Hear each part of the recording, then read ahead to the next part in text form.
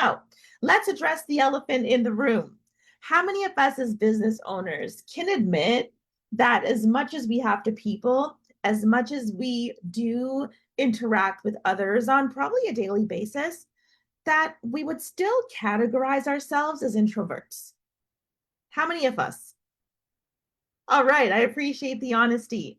Well, for me, it is coming down to understanding that as a business owner, and when you are communicating your business, when you are marketing your business, it isn't always about having a certain personality type to equate to a certain level that your business can get to.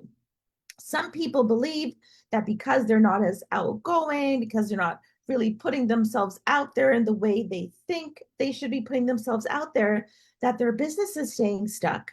And I'm here to bust that myth for all of you today. And do you have to do marketing for your business? The answer is yes, absolutely yes. But do you have to do it in a way that feels fully outside of yourself? No.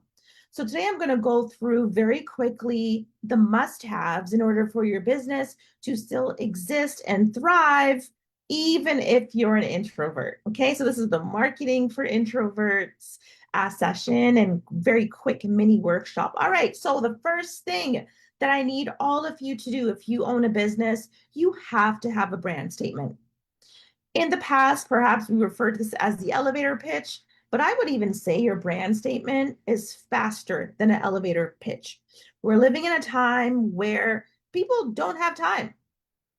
Time is even shorter and even less of it is allocated to you. So you have a very short window to communicate exactly what you do, who you serve, and what is the outcome of that. This is the reason why I share with every business owner that you have to have an I help statement. The I help statement right on your screen, that's the format I've seen be the most successful. I help who, fill in your blank, achieve what transformation through a method if you have one for your service. Okay, if not, skipping right on so that they can achieve what? What is the desired outcome of your client, of your ideal buyer? That is what your brand statement, how it would conclude. For example, for my education business owners, an example would be I help grade 4 French students build fluency through storytelling so they can speak with confidence at school and at home. We have to lead from the perspective, if we are service providers, and I know that most of you are, how do you communicate who you help? That helps also eliminate those who your service is not for. Sometimes we do get a little bit in our feelings about, oh, I'm not getting enough inquiries. And my challenge to that always is, but the people who are reaching out, are they the ideal fit? If the answer is leaning more towards yes, then that just lets us know we need to double down on a particular action in order to bring in more of those people. And having your I help statement visible wherever you exist as a leading point, even if you are doing any speaking engagements, you have any live interactions, this is a wonderful starting point, a grounding statement to really give your brand in one sentence. Okay. Now, another one would be, and this is specifically if you do a service, like a physical service. Okay, so this is for someone I worked with who has a hair salon. Okay, so I help women who are tired of salon roulette get consistent luxury results from someone who actually understands their texture and their lifestyle. Boom, there it is. So for those that don't have a brand statement already written, I encourage you to look at this specific template and really take a leap of faith. Take a leap of faith and head right forward with understanding what you can narrow down, how you can fill in those blanks so that your clients, your ideal buyers are clear from the onset. That is the whole goal, okay? Moving right along. So, when you're looking at writing your brand statement, some people, especially the introverts amongst us, will always say, well, I don't know where to put this thing. Where do I put this brand statement?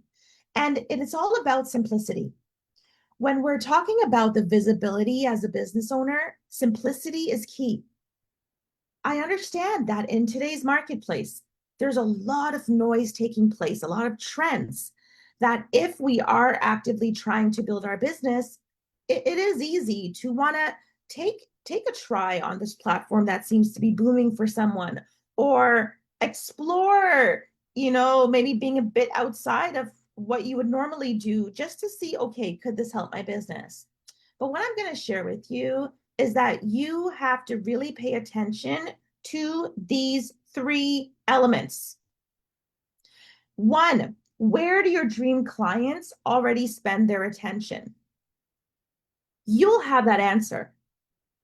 For the education business owners, we know that Facebook is a very lucrative platform because a lot of our mommies, a lot of our parents, a certain generation will spend time on Facebook. It's where their primary social media presence exists. So figure out for yourself, where are your dream clients hanging out? How do you do that? Well, often if you are on different platforms, you can see what conversations are taking place. You may know from past clients you've had where you found them. See if there's more of those people in that specific channel. Now, the second thing for you to, as an introvert, thinking about your visibility channel is asking the question, what platform do you feel most confident using? Very important. We know that as feelings people, we know we may be a little bit more introverted because something won't feel as comfortable when we're doing it. So I got to ask you, where do you spend your time as a social media user? What channel do you feel most connected to? Can you jump in on conversations even when you post? What feels more confident to you? Something to consider.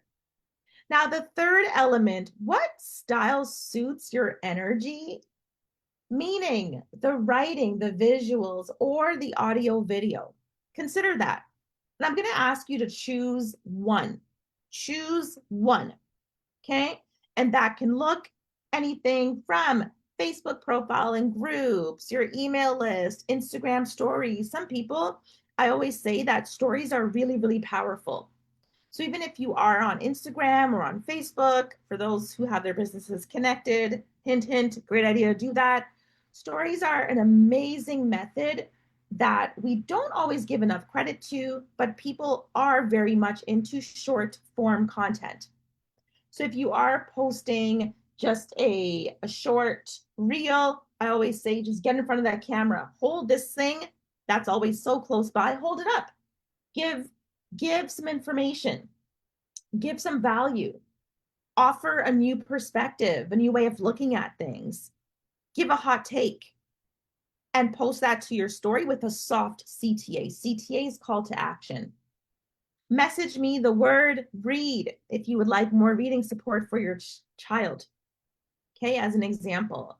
And then think about as well long form value posts. Remember, you're choosing one. Some of us do have a gift of writing. And when we show up and we write from an authentic place, people pay attention. So choosing one is of the essence, especially if you find you're overexerted when it comes to where your energy is as a business owner.